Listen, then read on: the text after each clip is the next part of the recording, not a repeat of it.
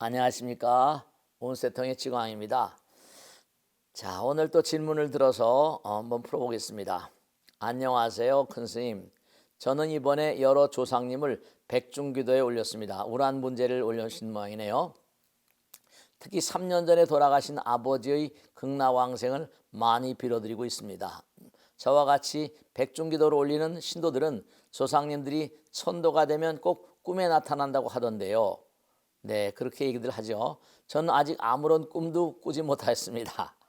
조상님들이 천도가 되지 않아서일까요? 백중기도로 조상님들이 천도가 되셨는지를 알 수 있는 방법이 있을까요? 너무 궁금하여 질문을 올립니다. 네, 천도가 됐는지 이거 아는 게 쉬운 일이 아닙니다. 많은 분들 제사를 하루에도 뭐 계속 지내지 않습니까?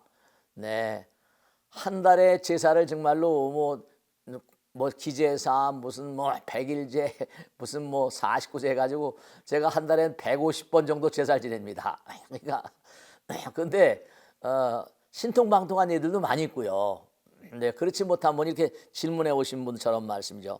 우선 제가 요즘에 최근에 있었던 사례를 하나를 말씀드릴게요. 사례보다 더 흥미로운 게 없겠네요. 이제 뭐냐면 돌아가셨어요, 그죠? 돌아가셨어요. 근데 어머니가 돌아가셨어요. 이제 가족들이 다 제 방에 들어왔습니다.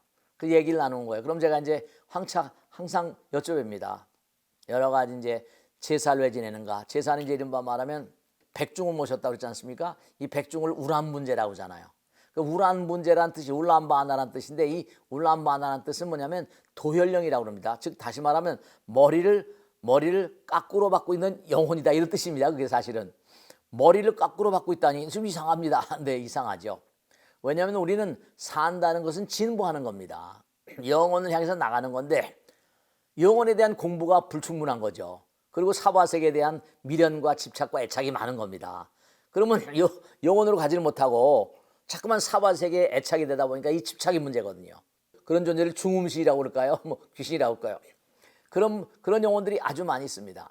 근데 울란바하나 도혈령 그런 거꾸로 이렇게 뭔가 머리를 집착 때문에 받고 있는 그런 영혼들을 제도해야 되잖아요. 제 갈 길 가게. 근데 이제 제 방에 들어오셨어요. 그래서 제가 이제 49제 지나기 바로 전날이기 때문에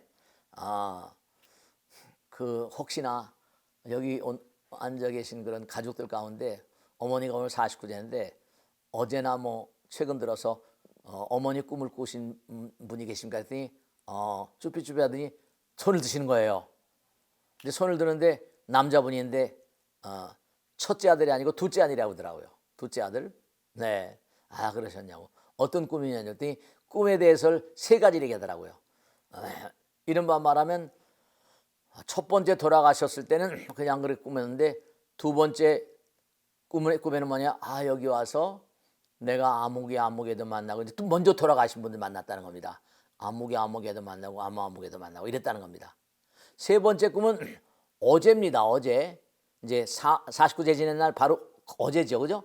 어제 꿈을 꿨는데 어머님이 옷을 다 벗고 이제 뭔가 어머니 옷을 왜 다 벗으세요?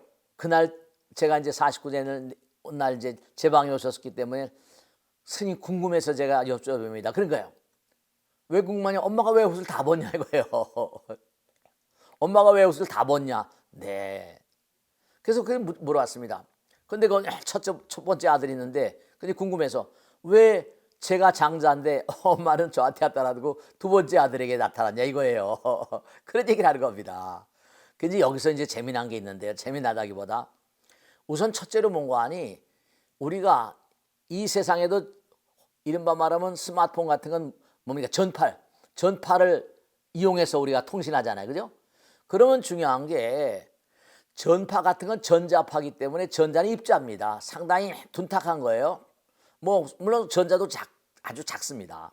근데 연파, 생각은 이래 전자하고 상관이 없는 거예요. 연파도 파동이죠. 그러니까 이른바 말하면 우리가 이 광파, 전자파 같은 것도 입자입니다. 그러니까 이건 파동이면서 입자예요. 파동이면서 입자입니다. 그러니까 파동이면서 입자니까 입자기 때문에 몸에 영향력을 행사합니다. 근데 연파 같은 건 끼리끼리니까 생각으로 딱 이렇게 텔레파시, 그 아들이 텔레파시, 이 텔레파시 같이 전달된다고 그 얘기하더라고요.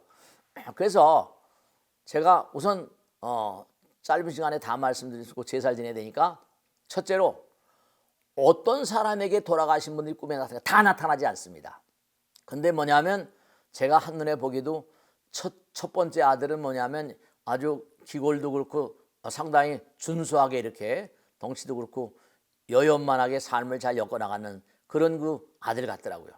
근데 둘째 번째 아들이 좀 키도 왜소하고 여러 가지로 좀 뭔가 느껴지는 기분이 달라요.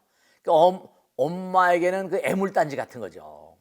엄마의 마음이 많이 쏘이는 겁니다. 그러니까 대체로 뭐냐면 꿈에 나타나는 그런 분들은 대체로 어떤 분인가 하면 그 아들과 딸과 그 어떤 때는 일같이 저게 나타날 수도 있어요. 그죠? 지난번에 또 그러면은 일가 권속에 나타났는데 그 권속이 뭔가 하니 그 가족 돌아가신 분들에게 돈을 빌려준 겁니다. 그 돈 관계가 좀 있으니까 아직 청산이 안 됐는데 돌아가신 거예요. 그럴 수 있습니다. 그래가지고 왜 두 번째 아들에게 나타났냐 그러니까 아마 엄마에게는 돌아가신 엄마에게는 상당히 긴밀한 마음이 쓰이던 사이입니다. 마음이 쓰이고 마음이 뭔가 통해야 돼요. 그러니까 이것도 연파입니다. 연파. 아무에게나 나타나지 않습니다. 그러면 왜 그 가족은 나타나는데 우리 가족들은 아무도 안 나타납니까? 대체로 그런 가족들은 신심이 취약합니다. 믿음의 맥이 취약하니까 엄마하고 파장이 다른 겁니다. 엄마가 애를 써도 이게 연결이 잘 안 되죠. 신심이 취약하면 대체로 나타나지 않습니다. 아무에게나 나타나지 않습니다.